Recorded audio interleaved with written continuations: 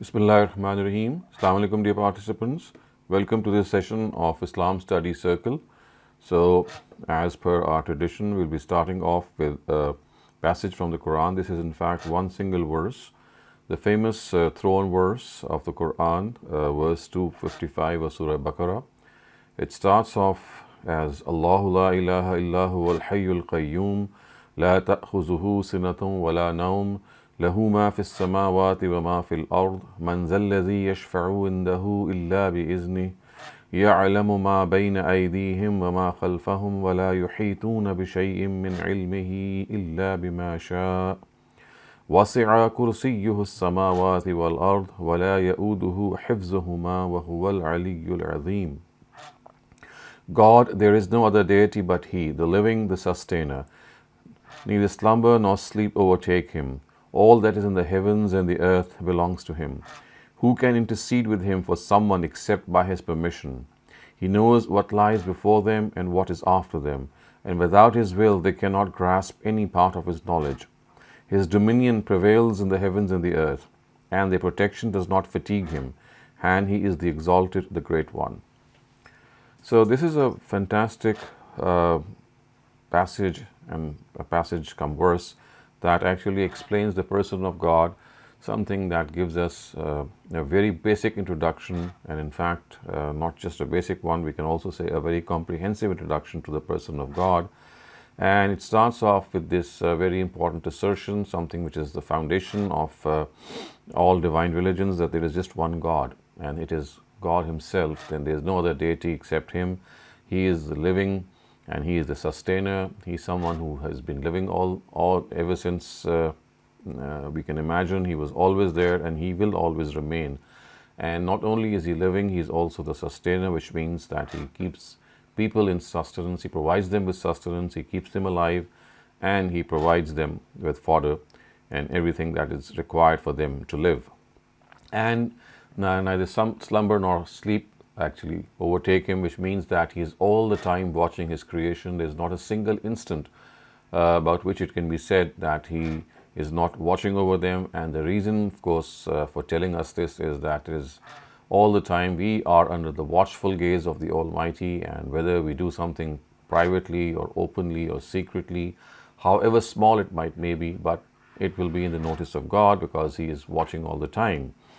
And lahu ma fis samawati wa ma fil ard, all that is in the heavens and the earth, it belongs to Him, which means that every single thing in this world is under His dominion. There is no other deity. They belong to no one else. And then, of course, who can intercede with Him except with His permission? This, of course, tells us with the all-important concept of intercession, that if there is going to be some support from anyone else, anyone can ask for some concession for some other soul, then this will only be with his own permission. No one will be allowed to speak on his own for someone in any manner that he would like to do. And He knows what is in front of them. He knows what is behind them. His knowledge is all-embracing. It surrounds them. The past, the present, the future are in His knowledge. And وَلَا يُحِيطُونَ بِشَيْءٍ مِّنْ عِلْمِهِ, that they cannot grasp any part of His knowledge except when He says so or when He allows, which means that whatever human beings have today, whatever they have, whatever knowledge they have, is something that is provided to them by God, and they can only obtain that knowledge as long as He is allowing them to do so, which means that He is basically the all-knower, the all-powerful. His knowledge is unbounding, unfathomable, and it has no limits. And His throne extends the heavens and the earth. وَسِعَ كُرْسِيهُ السَّمَاوَاتِ وَالْأَرْضِ. We know that the word throne actually is a metaphor for His authority. So His kingdom is something that prevails over the heavens and the earth. So if this is the fact, then there cannot be any different gods for different elements of nature. You cannot have a god of water or a god of air. So the elements of nature, or the parts of this universe, or the entities that exist in it, all are answerable to Him, and none can be regarded as a deity in itself. And God is not just has not just created all these things. He's also watching over them. He is taking care of them, and its protection, and their protection does not fatigue him, and he's exalted, he's mighty. So as far as God is concerned, you can clearly see that as human beings, we are not able to grasp his being. We cannot see how he looks like, and that is why the Quran does not mention his being at all. In the hereafter, the Quran does refer to this fact that those who are the select, who will be able to go to paradise, would be able to have a glimpse of him. But in this world, we don't have the capacity to see him. But yes, we can know about him. We can know the fact that as far as God is concerned, his attributes and his dealings with his people are the ones through which we can clearly recognize him. They are mentioned in detail in the Quran. So this is a very comprehensive verse which describes how the Almighty should be dealing and is actually dealing with his people, with his creation. There are other instances in the Quran also in which he is described, but this is one of the most comprehensive ones, and as such, this passage or this verse itself is something that gives us a lot of assurance that we have to turn to God. It is we that are required to submit to him, to worship him, to obey him, and it is him to protect us, to watch over us, and one day we will be accountable before him. So we must also think that because he's ever present, he is always there, he's always watching over us. So whatever we do is in knowledge, and therefore nothing that we do will be not brought before our eyes. We will be given our charge sheet, we will be given our register of accounts, and then we will have to face a fate which is commensurate with our deeds. So now we come to the next segment, and this is a hadith of the Prophet. I'm just going to read the translation, and it actually points out some treasured traits of a believer. And Abu Sa'id al-Khudri reported, some people from the Ansar asked for charity from God's messenger, so he gave it to them. They again asked, and he gave. He again obliged until he was left with nothing. So he said, whatever is with me of wealth, I did not withhold from you. So he who wants to become chaste, God will make him chaste. And he who showed contentment, God will grant him wealth. And he who asks for patience from God, God will grant him patience. And no person can be given a grant better and bigger than patience. So clearly, viewers, you can see that as far as God is concerned, the three things which are very, very effectively mentioned here is that if a person asks from God to become modest, to become a chaste person, to become a bashful person, then God is going to grant him this bashfulness, this modesty, this chastity. This is a very important trait of a human being, that he or she relies on his own or her own self as far as matters are concerned that relate to God and his own self, so or her own self. So the Almighty is someone who listens to our prayers, and a person who asks that God, please make me pure, please make me a person who does not lust after the opposite gender. The Almighty says that that is something that I will grant you, but you have to make an effort for it. You have to come forward.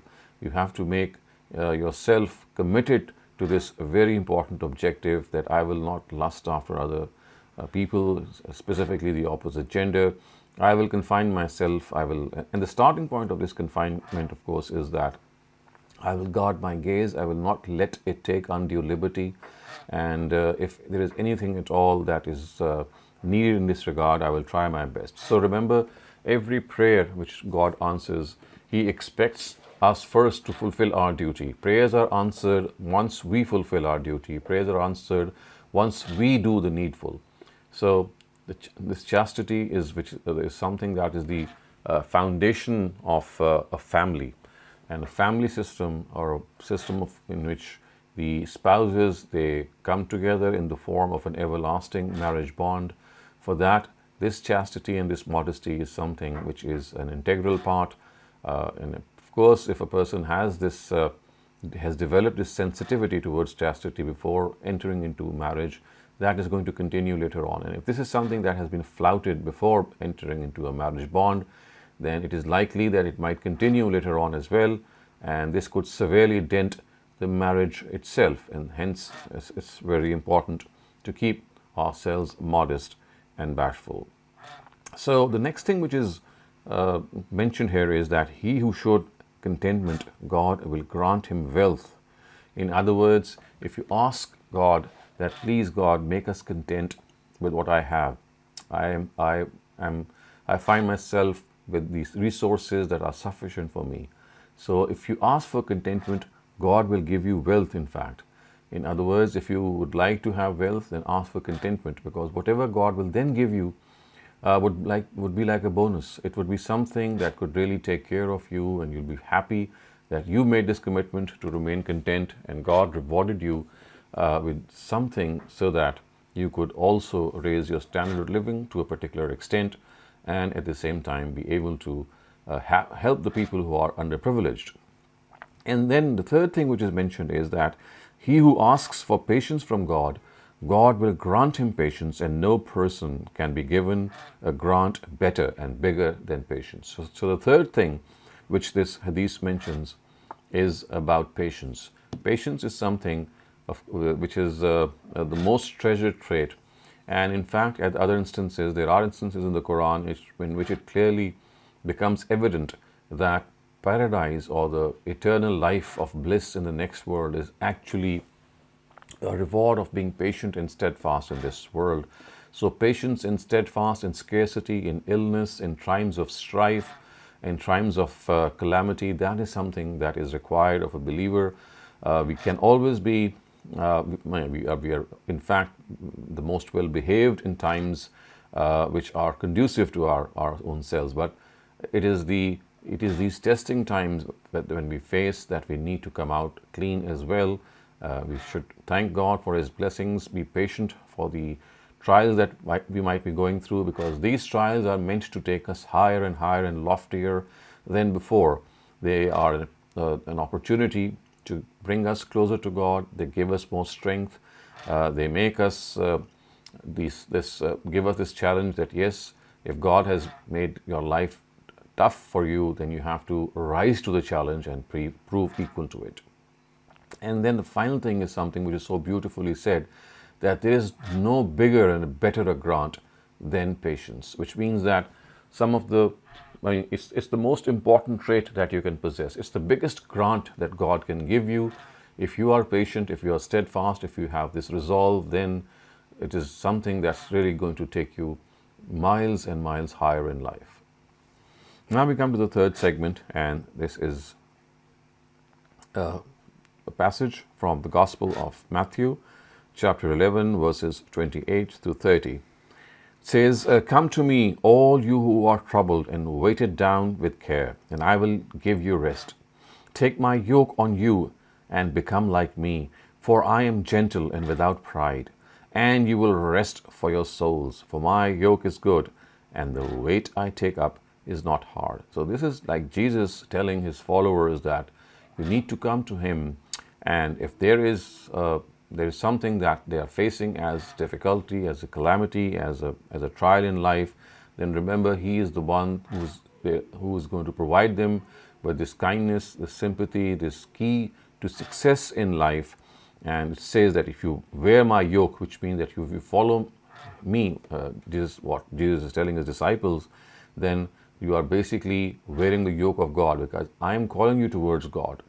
And viewers, if you are able to sift through the pages of Gospel, especially the Gospel of Matthew, you'll find such beautiful passages and such beautiful words of Jesus, peace be upon him, scattered all over the Gospel, in which he calls towards righteousness, in which he calls towards sympathy, kindness, all basic human values in such a profound way that your mind and your soul is stirred. You feel like following what he has said, because the way that he speaks is so powerful. Most of his conversation, you will see, is steeped in parables. He gives examples, everyday examples. He tells people how they can become effective human beings, good human beings, and good followers, as well as people who can really take care of each other and really make each other feel that they are there for them.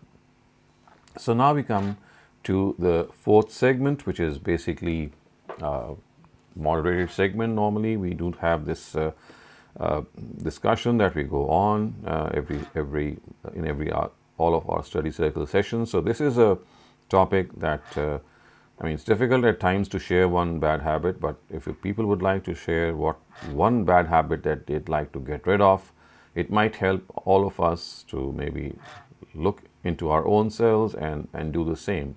So over to you, Mariam. Thank you very much, Dr. Saleem. Before we take any raised hands, which I'm looking forward to everyone's participation, I'll get this discussion going. So, one thing I've realized recently as I'm nearing the end of my hopefully PhD is that because of the stress, I find myself getting angry very often at things that should not make me angry. But I just at times I feel horrible because then I lash out at my parents, for example, and they're saying very reasonable things, and I then find myself getting really angry. And we have had many sessions about how to control your anger and like, Mm-hmm. taking a deep breath, taking a little Mm-hmm. pause, maybe Mm-hmm. drinking a bit of water or sitting down if you're standing up and etc. But when Mm-hmm. you're in the moment, these thoughts just escape you. Mm-hmm. And I think what going forward, I'm realizing is maybe I'll have a sticky note or something near me, or just something that reminds me, like, hey, take a breath, spend 5 seconds thinking about it, and then say what you have to say. But don't get angry about it. Don't Mm-hmm. immediately have a reaction. So Right. that's what I'm realizing, and this Uh-huh. is something that I need to work towards bettering myself at. And yes, But Mariam, yeah, yeah, I think this is one of the things that many of us would like to do at the same time because anger gets the better of us and we need to really control it. But one thing that might serve as a reminder and might also be helpful that remember that in its origin and in its essence, anger is basically a positive emotion. Because you see, if it is expressed at the right time, for example, if you look at people who are being oppressed, maybe, or someone who's passing through some tough times, because not because it's from, I mean, something that he's facing normally, but because maybe from a family member, maybe a colleague, maybe a office person. So you see, these are the things in which people they get depressed because they feel as if the world has turned around them or turned against them. So what has to be done that when you see people being oppressed, when you see people being cheated, when you see people being I mean, handed down all sorts of evil things, then I mean, our blood should start to boil because we would not tolerate people going through such problems in life because of how other people behave with them.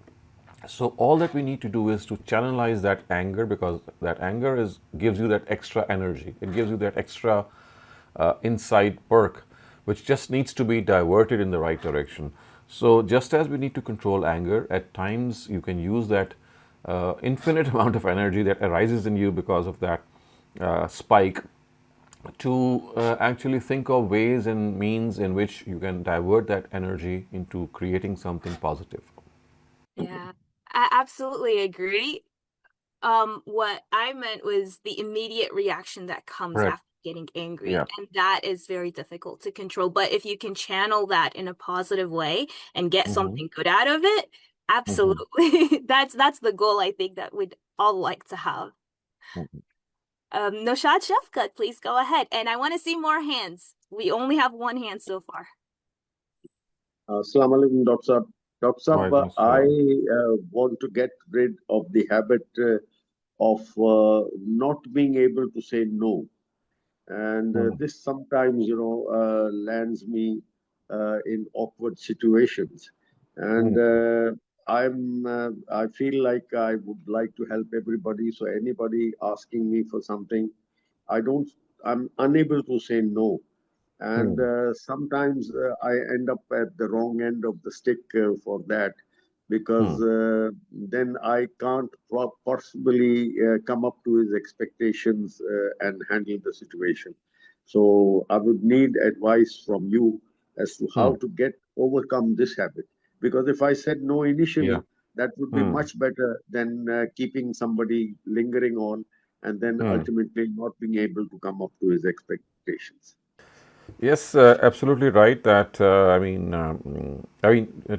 initially you must realize that this is basically being over courteous. That courteous personality in you that makes you make a commitment, and most of the time you would make that commitment by saying that, well, because the other person is asking you for something, then I should try my best to honor my word and fulfill my duty towards that person. So basically, it springs uh, from the from courtesy. I would say it's that courteous thing that in you. But yes, we need to realize our limitations as well, because in spite of trying to fulfill as much as we can, we still are human beings. We still are confined to so many other things. We have our shortcomings, we have time limitations, we have energy limitations, we have family obligations.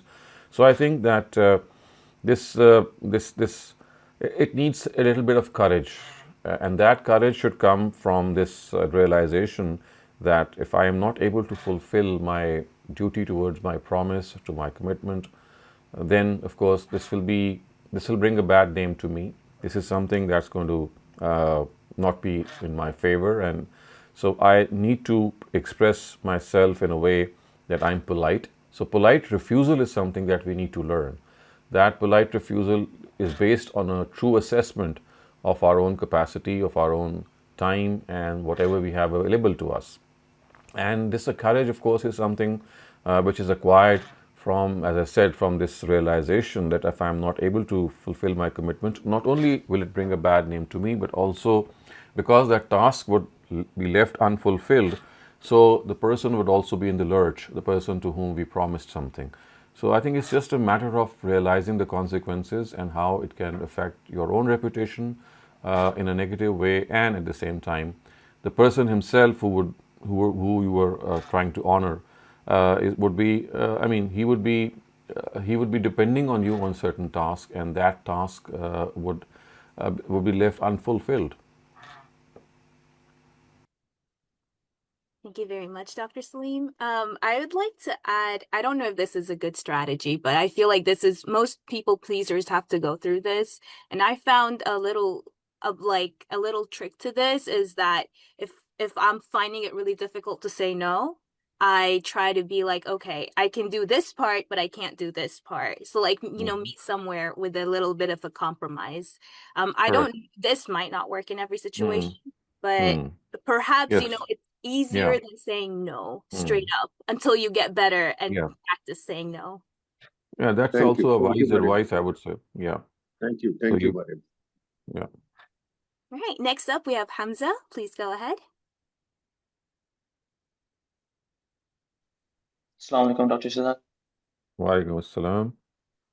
Okay, so this is my first time. So I would like to ask you for suggestion regarding the habits. I'm going to start my PhD after 1 month.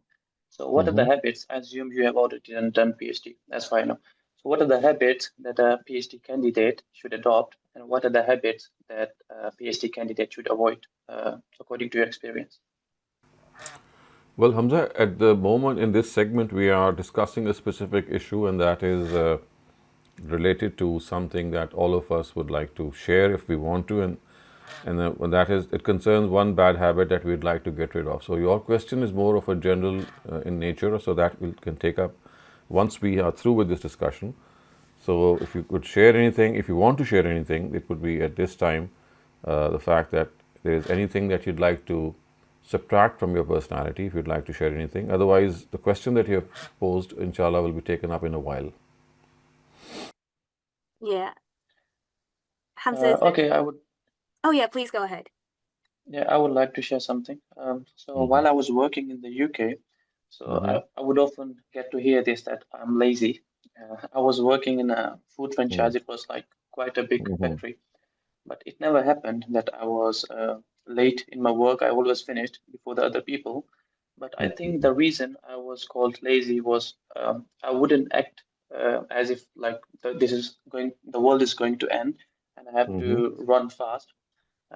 Like I would be looking calm outwardly, and I'm not sure Mm-hmm. if this should be considered as a bad habit, or Mm. maybe I'm being overcome, or maybe I'm not taking things seriously.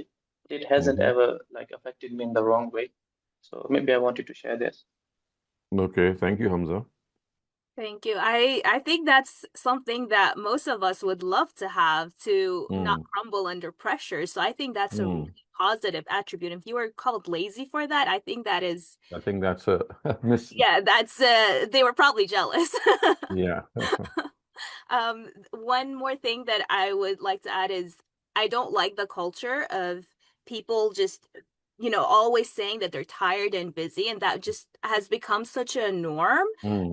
Especially in the US, I feel like it's just such a norm to always be tired and always be Mhm.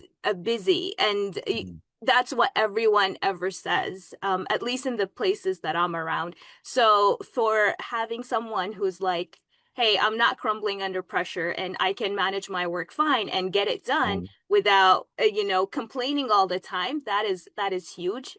And I wish that was more normal. Correct. So don't take that negatively. Next up is Ahmad. Please go ahead. Assalamu alaikum. Like, salam.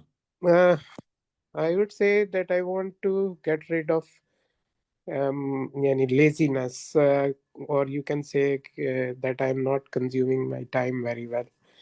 Okay. While I was at work, I was quite busy. Mm-hmm. Now I'm not doing much of the work due Mm-hmm. to age and some problems, Mm-hmm. health. But mentally, I feel I should be doing more positive work, which I don't find any good ways to do that. So I just Okay. want. I think this is again something we can relate, all of us can relate to, that time management and avoiding procrastination is a challenge that all of us have, especially the younger generation. And there are a lot of distractions also. So basically, it's like having a timetable for your life, having a specific objective that you are able to fulfill. You see, most of us, we are living a life which is without any mission or something that we can call a target in life. So we need to spend target oriented lives, and we must set ourselves a target in life. And these targets could be short term or they could be long term, and they should be commensurate and in line with one's own ability and aptitude. So if you have this mission oriented approach towards life, you'll not get the time to be lazy. You'll not find time for laziness, because now you'll be driven by your mission. And that mission is something that you should discover, as I said, on the basis of your aptitude, your inner talent, because what you have from inside and what you have as a habit is something that's really going to be affecting you in a positive way. And if you just need to explore it more, you just need to spend more time with it, who knows that you'll be able to contribute something extraordinary. Yeah, like can you just for example give any short-term target? Yes, I mean, this is something that you need to ask for to your own self. You see, targets are something that should be set in accordance with your circumstances, your personality, and the way you would go about doing them.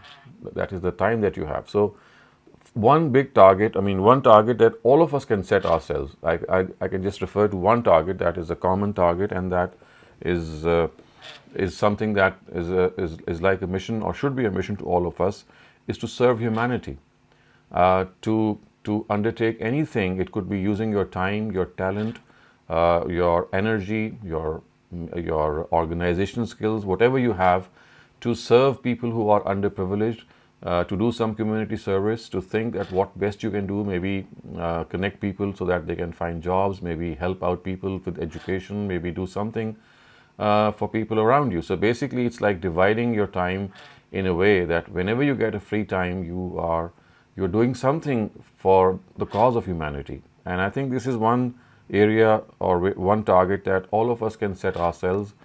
And the reason is that this sensitivity towards humanity is ingrained in all of us. All of us are part of this large human family. All of us are the children of Adam and Eve. We have this natural inclination of helping out each other. It's just a question of being more attentive to that call that we have from our inside, and being more aware of our surroundings, and also aware of what best we can do for people who are underprivileged and are around us. Thank you. Thank you very much for the suggestions, Dr. Saleem. Ammar Rasul, please go ahead. जी अस्सलाम वालेकुम doctor साहब. Walaikum salam. Dr. Saab, first of all, because I haven't connected in a really long time, I would like to congratulate you on your award that you won from your institute, which Ghamidi Saab gave you, and the beautiful words that he said about you. Thank you. I want to congratulate you on that. I don't think that anybody could have gotten a more beautiful praise from Ghamidi Saab, the words that he used about you. Secondly, sir, very quickly, I want to say that a participant in this group, a regular participant in the past, Api Ruhi, is my mother, and she is not doing very well these days. Her health has deteriorated, and I would just like if everyone can, send a small prayer her way. Definitely, we'll pray for her well-being and health, and please convey our best regards and good wishes and lots of prayers from all the participants here. I do recall her name very well, and she has been a regular participant, and she used to ask questions and also participate in our sessions. So a very, very deep feeling of praying to God that God blesses her with a speedy recovery and a lasting recovery. Amin, sir. Thank you much. Thank you very much, sir. So my question or what I want to share about what I think my weakness is that, a lot of the times I have a huge feeling with close personal relations of mine, where in my own view, and I might be wrong and maybe others don't see it that way, but in my own view, I feel like I go the extra mile, and I put in a lot of effort and even sacrifice, my own selfish needs for those who are very close to me. They can be family members, or they can be very close friends and colleagues. But so obviously this thought also maybe is problematic, and you should correct me if that is the case. But the problem is that then I expect people to reply in kind, or to have the same kind, or to give me the same kind of special status in their lives, because I have given them that special status. And when I find that people do not respond in kind, or people don't even sometimes realize that that you are making this effort for them and stretching yourself, in many cases for them, there is a lot of bitterness that builds within me. And although I understand that it is wrong of me to do something and then expect the same, from a religious point of view, or even a simple moral point of view, I should just do without expecting returns for it, worldly returns for it, of the same kind. But still, I can't help myself. I feel very disappointed. I feel betrayed. I feel like all of my effort has gone to waste. Sometimes I will become very angry. Sometimes I will fight. Sometimes I will do the ultimate sin of reminding the other person, that what kind of a relationship do we have? And I feel that that's the worst thing that you can do, that if you do some good for somebody, and you're constantly stepping out of your way to do good for them, then you also have to remind them of it, because they have no realization of it. And even when I'm doing it, instantly afterwards, I have this very clear realization that I have committed a great sin by reminding them of what I do. But I can't help myself. This is a cyclical thing. I have conversations with myself where I tell myself that I have to stop doing this, but it is a cyclical thing, and I keep falling into the same trap over and over again. So I think this is one thing is that you know that there is something wrong. I mean, what I'm trying to say is that you know that this is something that should not happen, and you are absolutely clear that whenever you do a righteous act, some good deed, basically it is to please God. It's always to lift your own spirits, and it's not to. I mean, it's not as much as to find a response from other people, as is the case that you should be pleasing God and earning reward from Him. So it's just like diverting your attention more towards reward from God than any reward or response from people. And this can only happen if you continue to remind yourself that whatever I'm doing, it's not because I'm eliciting or would like to elicit a response from people in the same way. For example, if I'm kind to them, they should be kind to me. If I'm doing something for them, they should at least respond in the same way. Because you see, this is how we are made in this world, are sent in this world, that people don't live up to our expectations, and many a time they do things that are absolutely strange. We don't realize that what has happened, what has gone wrong with them, and it's a very common courtesy that if I do something good or right, then I should expect the same in return. So yes, I mean, the expectation is correct, but the thing is that because we are put through this world, put through a test in this world, things don't happen according to our expectations, and people are not always in the same mood or in the same vein, I would say, as we are. Also, at times perceptions are different. You might be doing something good in your own way, and the other person might be perceiving it in a different way, and this happens all the time. Sometimes you do good and the other person feels that you're doing good, not per se, no, not doing good per se, but because maybe you have a objective, and maybe you have some ulterior motive to that. So these are all kinds of things that go in the minds of people, and so it is here that we have to realize that when we do something good, it is primarily ourselves that is going to gain from that, and that gain that we need to get is not that response from that person, but the pleasure of God and the reward from God. I did what was right, I did what was correct, and I do something. When I go in life and I do something, then my expectation is always hinged on the response of God and not on the response of people. And God's response is going to be always in your favor. The only thing is that it might be deferred. All right, sir. Thank you very much. Also, very quickly, I just want to send a prayer your way, sir. I hope that everything is good in your life and there is no cause for sadness whatsoever, and may you have good health and even more success. Thank you very much, sir. Thank you. Thank you. Thank you very much. I'd like to add a little bit extra to like what Ammar, Rasul, and Hamza. I noticed that there was some commonality in terms of we do work, but then other people don't realize that we've done this much, and then they don't respond in kind. And I wonder if there might also be some lack of communication, perhaps, in terms of That's not possible. reminding them of the work that you've done, but sort of letting people know, like, gently, like, oh, I was busy doing this, so I took the time out to do this, but I could do this much only. Something Correct. vague like that, but just so that they're aware that you have other things going on in your life and you're taking the time out to do XYZ for the other person so that they can appreciate it. Absolutely. Because it would be amazing to only rely on Allah, and that's the ultimate goal, to not expect anything in kind. But sometimes it gets really hard to do good deeds if you feel that you're unappreciated and you're not being valued. Correct. So Yes, thank you.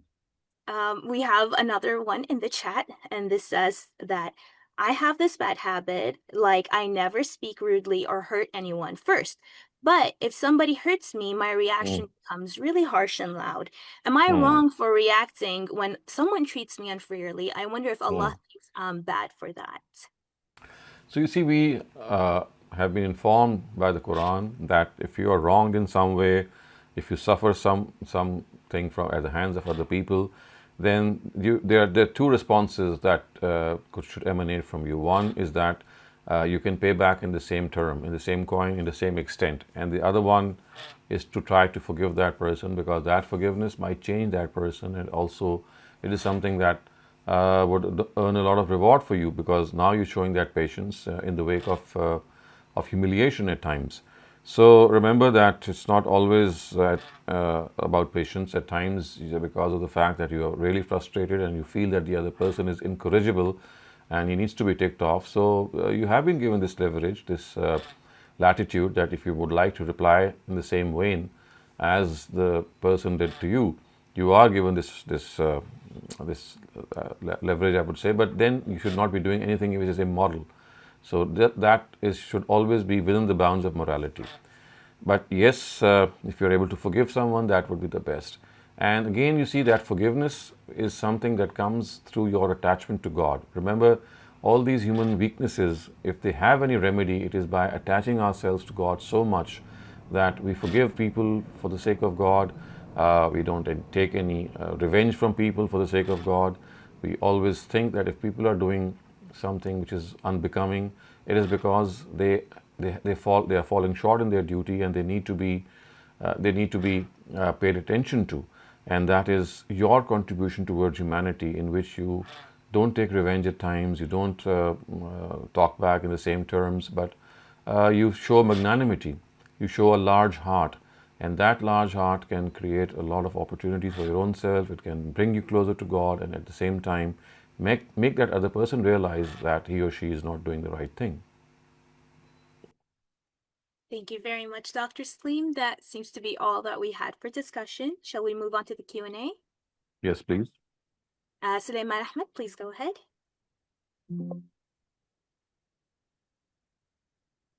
Sulaiman Ahmed, you're up for the first question. Please go ahead. You did unmute yourself, but then you muted yourself again.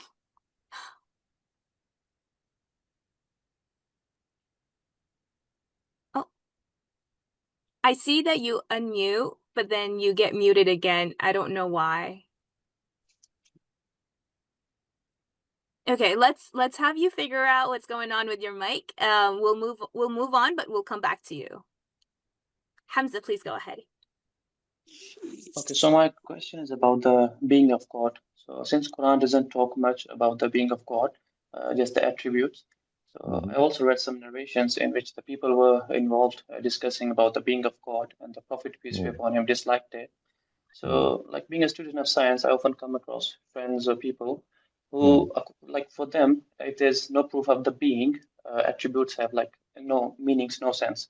They would question like, if God is all loving, why do people die in the natural disasters? Why are kids dying? So, how to talk to such people, just to convey the truth of Islam, not to mock them or belittle them, who want the proof of the being of the God.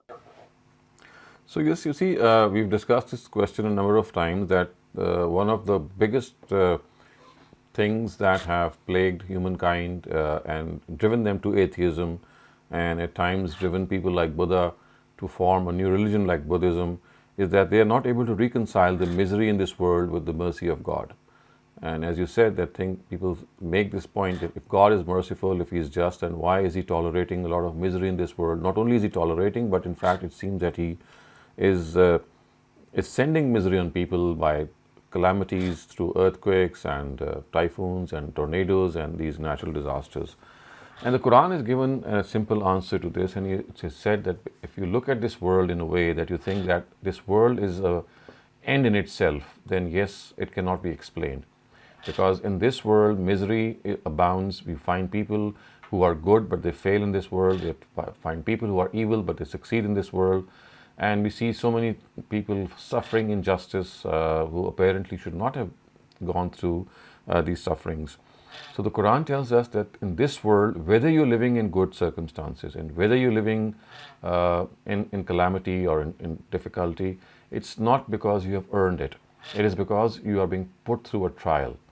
And this trial is that God would like to select individuals from this world who are pure, who are able to fight that trial. And that trial has two facets to it. One of them is that how you behave when you're facing adversities. And the second facet is how you behave when you're given comfort. So in the first case, the trial is about patience. And in the second case, in which you are given bounties of God, the trial is about gratitude. So these are the two trials that we are put through. Rich people or wealthy people or people who are passing through good circumstances, they are put through the trial of gratitude. And people who are facing adversities and calamities, they are put to the trial of patience and perseverance. And this is a trial which of course will have a consequence, and that consequence is not going to appear in this world. And for that, God has created, or He shall create another world. And that particular world will be the place in which everything will be put to scrutiny, and people will be rewarded or punished eternally. And it would be here that it will make sense that God's mercy will manifest itself on that day completely. And that is why the Qur'an has said that it is on the day of judgment that God's mercy is going to completely manifest itself. You should not look at God's mercy in this world, because in this world, mercy is not something that is driven by merit, so to speak. Merit means that if you do good, you'll reap good. If you do bad, you'll reap bad. That's not how this world is going to work. In the hereafter, of course, the principle would be that whatever you do in this world will be rewarded or punished according to your own deeds.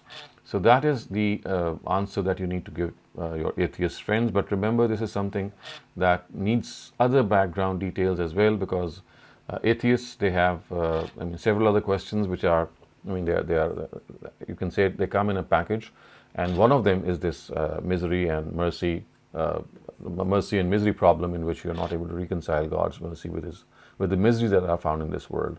And for this, of course, as you can see, that you have to present a case for a new world, which is called the hereafter. And that itself now would be something that you would need to understand, and how we can present the case that there is going to be another world, and what makes it something very plausible. And the Quran speaks about it at a number of occasions, how this is a possibility, how God is going to recreate us, and how our own conscience bears witness to us, that our conscience, which is given to us, is like a mini court of justice, which is found in our own selves. That conscience tells us that the objective of good must be good, and the objective of bad must be bad. But that doesn't happen in this world. So somehow that incompleteness which is found in our own inner self tells us that if there is some objective of giving us this conscience, it can only be once it manifests itself completely, and that is goodness should be rewarded with goodness, and evil should be rewarded with evil. And if this is not happening in this world, then there is something missing. There is something more to it, and that more to it is what we just refer to as the hereafter. So I think it's like a small exercise that you would need to do in this regard, and it all depends how you present your case and how you can put forth this whole premise. But primarily you need to make them understand that they should not look at this world as the place in which they're going to find justice, because this is not a place of justice. It's not created for justice. It's created as a trial and test. हमारे यहाँ कहा जाता है कि 1 अरब पे 10 नेकियां कुरान मजीद पढ़ने की। मगर गांधी साहब कहते हैं कि कुरान मजीद बगैर तर्जुमे के पढ़ने का कोई स्वाब नहीं है। तो इस बारे में जो रवायात हमारे यहाँ सुनाई जाती हैं, और खुसूसन जब हम हिफ्ज़ करते हैं, तो हमें कहा जाता है कि आप क़यामत के दिन वालिदैन को सोने का ताज पहनाएंगे और सीढ़ियाँ चढ़ते जाएंगे और कुरान पढ़ते जाएंगे। जहाँ कुरान ख़त्म होगा वहाँ आपकी सीढ़ियाँ ख़त्म हो जाएंगी, आप जन्नत में दाखिल हो जाएंगे। तो आप इसके बारे में क्या कहेंगे? और हमारे यहाँ कहते हैं कि चलो ठीक है कि समझ के पढ़ना ठीक है और बगैर समझ के पढ़ना ठीक नहीं है, मगर एटलीस्ट आप बगैर समझे कुरान पढ़ते हैं तो उसका भी सवाब तो मिलता है ना। तो इसके बारे में आप क्या कहेंगे? So would you like my answer to be in Urdu or in English? In Urdu. Okay. तो देखिए, ये जो रवायात हैं जो ये बताती हैं कि एक लफ्ज़ का जो अजर है वो 10 नेकियों के बराबर होगा, ये हमारे यहाँ ज़बान ज़ादे आलम है। इसका मतलब ये है कि आप हर एक से ये सुन रहे होते हैं, ये मशहूर हो गई हुई हैं, और जितनी ज़्यादा ये मशहूर हो गई हैं उतनी ही ज़्यादा ये बेबुनियाद हैं। इन रवायात की जब आप तहकीक करेंगे तो आपको मालूम होगा कि ये नबी सल्लल्लाहु अलैहि वसल्लम तक इस्तनाद के साथ और सनद के साथ और ऑथेंटिसिटी के साथ, यकीन के साथ नहीं पहुँचती। सो बदकिस्मती से होता ही है कि बाज़ चीज़ें मशहूर हो जाती हैं, और उस मशहूरी की वजह से आप एक काम कर रहे होते हैं, तहकीक करें तो मालूम होगा कि उनकी कोई बुनियाद नहीं है। तो कुरान मजीद से अगर आप कोई फ़ायदा उठाना चाहते हैं तो उससे वो फ़ायदा उठाइए जिसके लिए वो आया है, जिसके बारे में वो कहता है कि मैं इसलिए आया हूँ, वो है हिदायत। और हिदायत, आप जब कुरान पढ़ेंगे तो हिदायत आपके दिमाग में कॉन्सेप्ट्स क्लियर होंगे, ان کانسیپٹس کو کلیئر کرنے کے بعد جب آپ کوئی عمل کریں گے تو ثواب اور اجر اس سے ملے گا. مثلا آپ کو قرآن پڑھ کے اگر یہ محسوس ہوا کہ مجھے لوگوں کی مدد کرنی چاہیے, تو یہ تو آپ کا انفارمیشن ہے جو آپ تک پہنچی ہے. محض انفارمیشن کا پہنچ جانا جو ہے یہ تو اجر کا باعث نہیں بنے گا نا.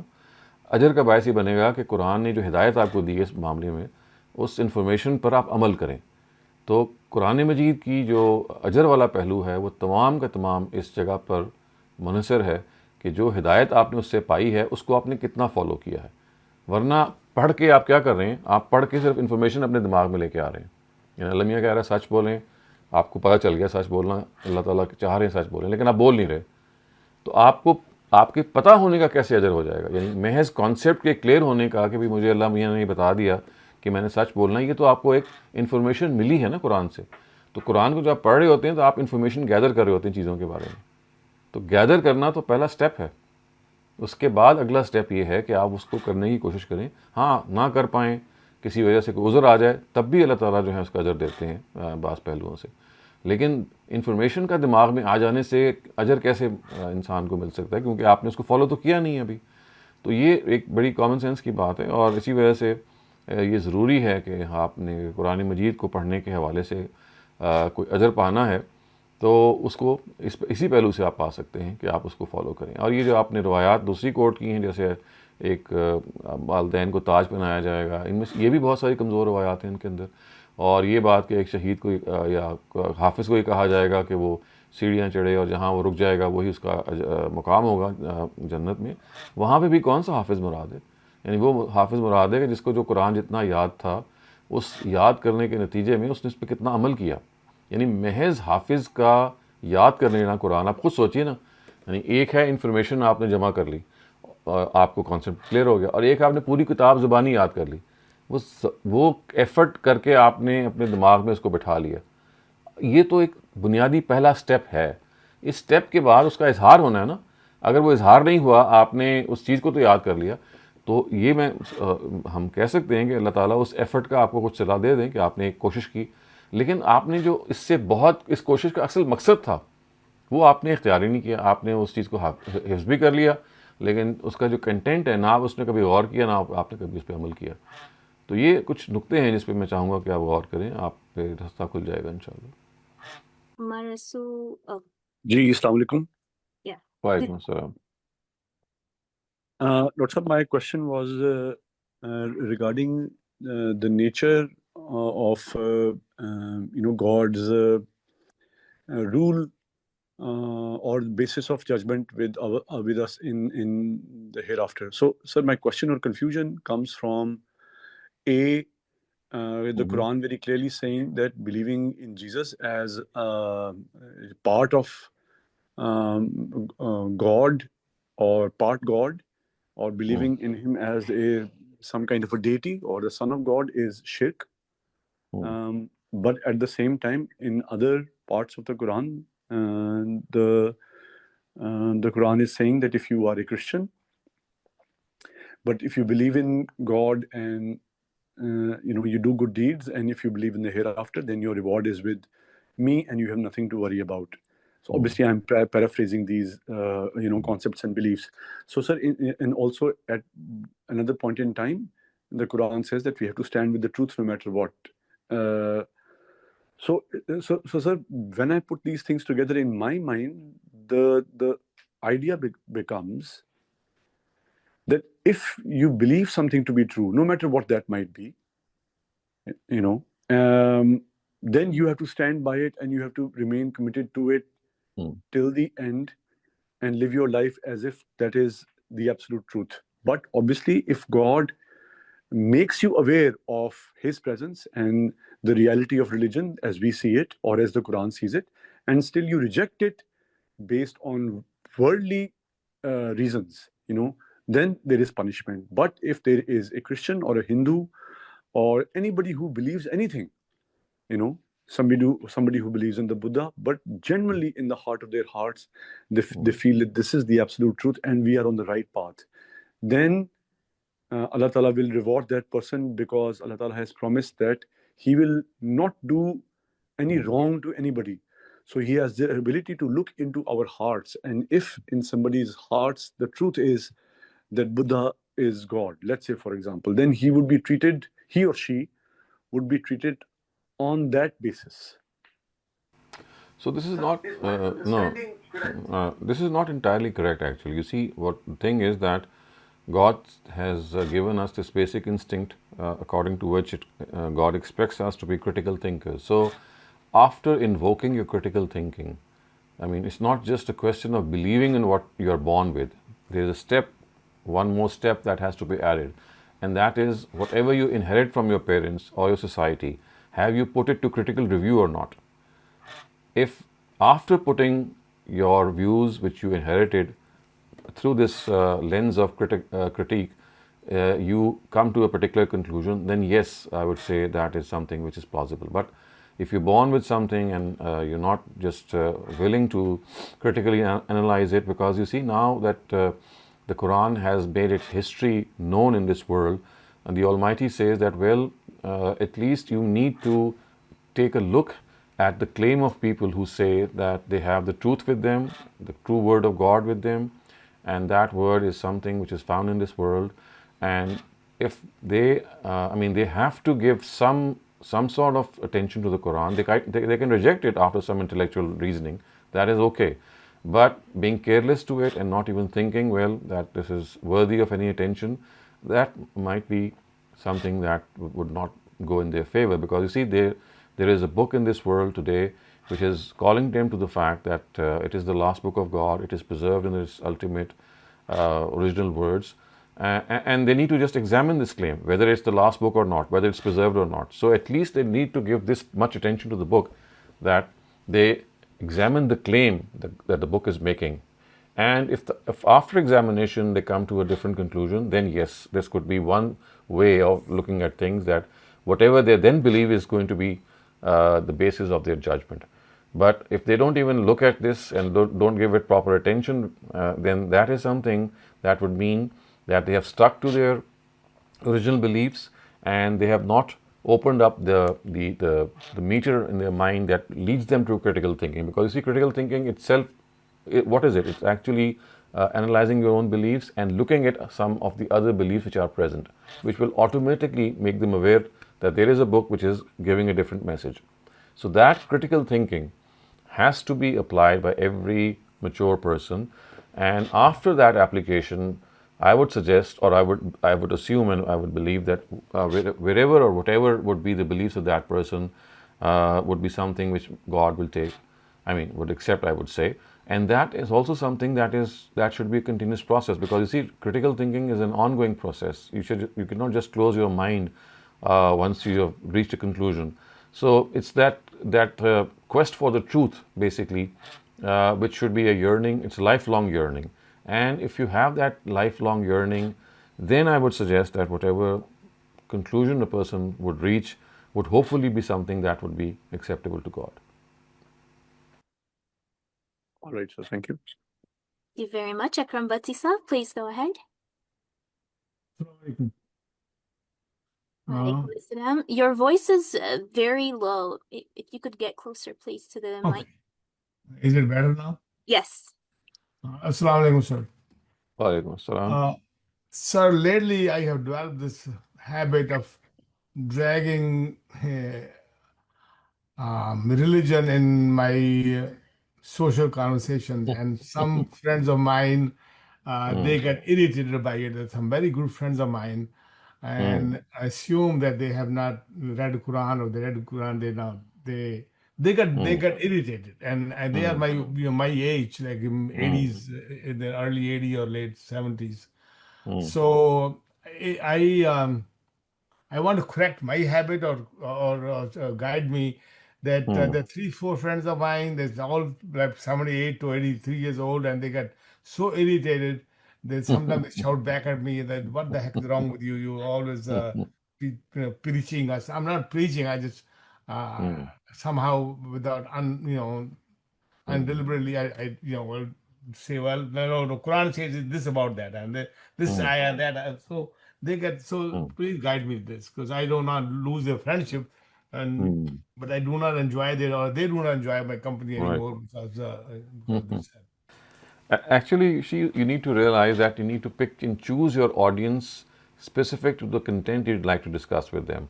So, if there is an audience that you have that does not like religious discussions, please avoid those discussions with them. You can have those discussions with someone else or other people who enjoy them.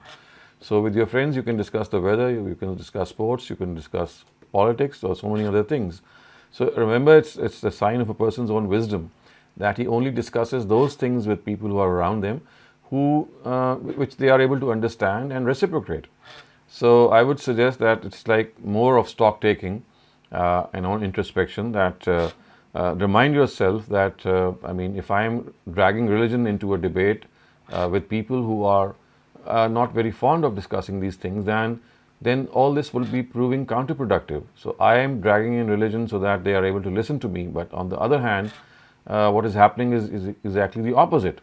So it is me who has to realize, or I who have to realize that I must withhold myself in this area. And if I really would like to discuss religion, then let me choose people who would like religion to be discussed. So it's a choice that I have to make. No one can change what you have in mind, but yes, the will that you have in your own self to make an impact on people and to make yourself realize that if you are going to do something, then it's not going to be any service to religion, because if these people start showing aversion to religion or maybe hating it, then that will not be a service, it will be a disservice. The problem is that there are very few people left my age who are still alive. Maybe you can make some online friends. You can make some online friends. Maybe you can go to the Islamic center near you. You see, you can find people who like religion or who like discussion on religion, and it's just a question of making friends with them. Maybe you can find people of other religion around you as well. And that's an effort that we have to do. If I was in your circle, I'd be coming to you too, because I love hearing. Because for me, having someone older, with life experience, also talk from a religious perspective, that's huge.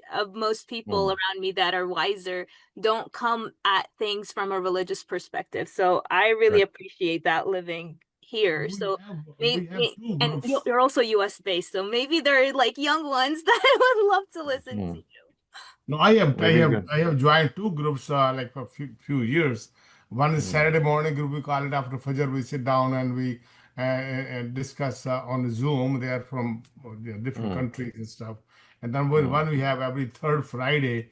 We have there's all retired people sitting there, and we discuss Quran. But those two halkas they are always associates, but my closer friend that we know for years, those are the ones that irritate me, or I irritate them. I think you just change the topic with them. Instead of discussing religion, there are 101 other things that you can discuss with them, and that's the only way out. Agha Abbas, you're up next. Hello, Assalamu alaikum. Can you hear me? Yep, please go ahead. Assalamu alaikum, Dr. Saab. Sir, Waalaikumsalam. thanks very much for your effort you're doing about Islam. I really appreciate that. So my question today is about Hadith sciences. I watched your video very recently. You talk about Ram Hurmuzi, some scholar I never heard before. So I looked into it a little bit, and what confuses me was that it says that he was the pioneer of methodology of Hadith and sciences, which confuses me actually. I thought Imam Muslim, Imam Bukhari, they use some sort of a methodology and sciences as well to write that, compile all the hadiths. Can you put some light on it? What's the difference between them, Imam Bukhari, Imam Muslim, Ram Hurmuzi, Khatib al-Baghdadi, Ibn Salah? What is the difference in their work? If you could put some light on it. Yeah. So Ibn Salah and Ram Hurmuzi are the same people. They're the same person. It's just that their full name is Ibn Salah Ram Hurmuzi. So, you see, there are two types of hadith scholars that have always remained in our ummah. So, one of them are compilers of hadith. They compile narratives, like Imam Muslim, like Imam Bukhari, like Imam Tirmizi. So, these are the canonical collections that we have in our repositories. Then there is another type of people who basically give you knowledge about the sciences of hadith, which means that how you can analyze hadith, what are the principles of acceptance and rejection of hadith, what exactly is the history of hadith, how were the books compiled. So you see, the science of hadith is a very broad discipline. It encompasses an introduction to hadith. It gives you how various muhaddisun existed, what were their histories, what are the areas that they lived in, what are the methods of hadith, how hadith were concocted in history. So this is what is the basic topic of Khatib Baghdadi and Ibn Salah and many others who were more concerned about the science of hadith. But compilers like Bukhari, Muslim, Tirmizi, Ibn Majah, they were basically collectors of hadith. They would compile anthologies. So their purpose was to go to various areas and collect various narratives from various teachers. They would study with them and gather those narratives and write them down, and they compiled a book for them. But there's another branch of these scholars who busied themselves regarding introducing people to the science of hadith, which I just said is much more vast. It involves its history, its language, its background, its peoples. It's like a compendium on hadith. On that, I have a follow-up question, if you don't mind. Okay. Which is Imam Bukhari, obviously some people say he has some sort of a method whom to collect and what are the narrators. And then after that, Imam Muslim wrote his Muqaddamah. And in Muqaddamah, he did highlight the narrators whom you can't take hadith from, and he said there are many zaif hadiths. So Right. what I am saying is that there was some sort of a method and science they use as well, didn't they? So you see, that is just one part of the science of hadith. The science of hadith does not merely deal with the acceptance and rejection principles. So yes, Imam Bukhari, Imam Muslim, they had those principles, and they elaborated those principles in their books, in their introductions, the muqaddimas. But they content themselves on this. That's all that they had, and that was also in a very brief and rudimentary form. So as hadith studies evolved and people came to the fore, so they decided to give a much broader introduction, and one chapter, you can say, of that introduction was the science of acceptance and rejection. That's just one small part. The science of hadith is a very broad thing, and if you pick up any book on the science of hadith, you'll see that this is just one chapter, which is normally organized. Other than that, as I said, you'll have the history of hadith, you'll have people being described, you'll find the science of Jara and Ta'dil, which means what are the principles in which you would be doing jar and ta'dil in a scientific way, in a more progressed and in a nuanced way. And at the same time, there was a period in our history, the 4th century and 5th century, in which a lot of narratives were concocted and fabricated. So they will introduce you to people who were responsible for them. And then at the same time, they will introduce you to the works of hadith scholars. So typically, Ibn Salah will tell us that amongst the main scholars are Bukhari and Muslim, and this is how they compiled their works, this is their history, this is the place they were born in, and how they spent their lives, and of course the methodology as well. So the science of history, as I said, science of hadith is a very broad thing. It's like saying there's a science of the Qur'an. So science of the Qur'an or the Quranic sciences, it deals with so many topics. But if you look at the branch of the Qur'an or the Quranic sciences that deals with the transmission of the Qur'an, so that you'll find that's a very small part of the whole science. So basically, as I said, the science or the introduction to a particular subject is a very vast discipline. It embodies many other things. Acceptance and rejection principles are just one part of that whole science. Oh, Jazakumullah khairan, sir. Thanks very much for clarifying. Thank you very Assalamu much. alaikum. Ustad Shafqat, please go ahead. Dr. Sahab, a very short question. One of my sisters called in and asked me to ask you this. She was offering her Zohar prayers, and after she said her salam, she realized that she might have said 2 rakat instead of the 4. So she started all over again. And while she was in the middle of that, she realized that the time she had spent the first time was exactly the time she spent the second time. So did she need to repeat the entire namaz if she felt that she had done 2? Or did she need to just offer 2 more rakat? She just needs to offer two more. I mean, as if you realize that you have prayed two, offer two rakats and two remain, you don't need to repeat the prayer. If you have said your salam, you have finished the prayer, you can just come back, or maybe right at that time, just offer the remaining two. Right, Dr. Saab. Thank you very much. And just one small request, sir. One of our participants here, a fellow student, Ms. Shabana Ansari, she was on another session 2 days back, and she informed that session that her elder brother, who's around 59, was diagnosed with last stage cancer of Answer. the liver, Yes. and just a small prayer for her Hmm. because she was really Absolutely. shattered and had tears Yes. in her eyes. And Yeah. because she was a colleague of ours, she's been very active in participating. I would request a small prayer. Absolutely. I'm already in touch with her, and she shared this news with me some time ago. And I just talked to her. I mean, just messaged her today, and she said that he's not very well. And of course, liver cancer is a very it's like a terminal thing, and fortunately, it's fourth stage. So yes, we all pray for the comfort of the patient, and may God's blessings be on him. Thank you, sir. Thank you. Thank you very much, Dr. Saleem, for another wonderful session and for all your tips throughout for changing our habits and other during the questions too. And thank you to all the participants.